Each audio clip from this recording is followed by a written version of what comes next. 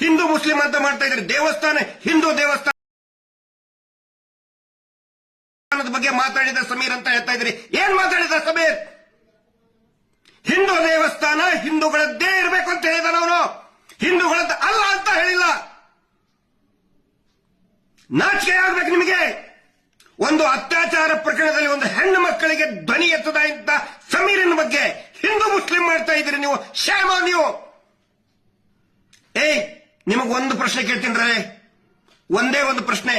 ನಿನ್ನ ಮನೆಯ ಹೆಣ್ಣು ಮಗಳಿಗೆ ನಿನ್ನ ಮಗಳು, ನಿನ್ನ ತಂಗಿನೋ, ಹೆಂಡತಿನೋ, ತಾಯಿಗೋ ಯಾವನಾದ್ರೂ ಒಬ್ಬ ಕಿರಾತಕ ಹಿಂದೂ ಎತ್ಕೊಂಡು ಹೋಗಿ ಹಾಳು ಮಾಡಿದ್ರೆ ಆಯ್ತು ಬಿಡಪ್ಪ, ನಾನು ಹಿಂದೂ, ಅವನು ಅತ್ಯಾಚಾರ ಮಾಡಿದವನು ಹಿಂದೂ, ಹೋಗ್ಲಿ ಬಿಡು ಅಂತೇಳಿ ಸುಮ್ಮನೆ ಬಿಡ್ತೀಯ ನಾಲಾಯಕ್?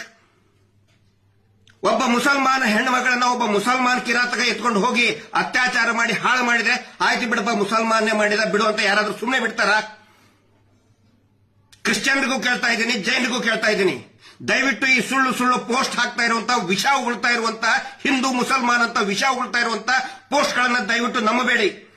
ಸಮೀರನ್ ಮೇಲೆ ಸೋಮೋಟೋ ಕೇಸ್ ಹಾಕ್ತಿರಲ್ಲ ನೀವು, ಸ್ವಯಂ ಪ್ರೇರಿತ ದಾಖಲೆ, ದೂರು ದಾಖಲೆನ ಮಾಡಿದ್ರಲ್ಲ, 299 ಅರೆಸ್ಟ್ ಮಾಡೋದಕ್ಕೆ ಬರೋದಿಲ್ಲ. ಸುಪ್ರೀಂ ಕೋರ್ಟಿನ ಆದೇಶ ಇದೆ, ಸುಪ್ರೀಂ ಕೋರ್ಟಿನ ಆದೇಶ ಇದೆ. ಆದ್ರೂ ಕೂಡ ನಿನ್ನೆ ಪೊಲೀಸರು ಬಂದು ಅರೆಸ್ಟ್ ಮಾಡಕ್ ಬಂದಿದ್ರಿ. ಈ ಕೋಮು ಗಲಭೆ ಎಬ್ಬಿಸ್ತಾ ಇರುವಂತ ಫೇಕ್ ಅಕೌಂಟ್ ನಲ್ಲಿ ಎಷ್ಟೋ ಜನ ಫೇಕ್ ಅಕೌಂಟ್ ನಲ್ಲಿ ಹಿಂದೂ ಮುಸಲ್ಮಾನ್ ಮಾಡ್ತಾ ಇದಾರಲ್ಲ, ಅವ್ರ ಮೇಲೆ ಯಾಕೆ ಸೋಮೋಟೋ ಕೇಸ್ ಇವತ್ತಿನವರೆಗೂ ರಿಜಿಸ್ಟರ್ ಆಗಲಿಲ್ಲ ಅನ್ನೋ ಪ್ರಶ್ನೆಯನ್ನ ನಾನು ಕೇಳ್ತಾ ಇದ್ದೀನಿ.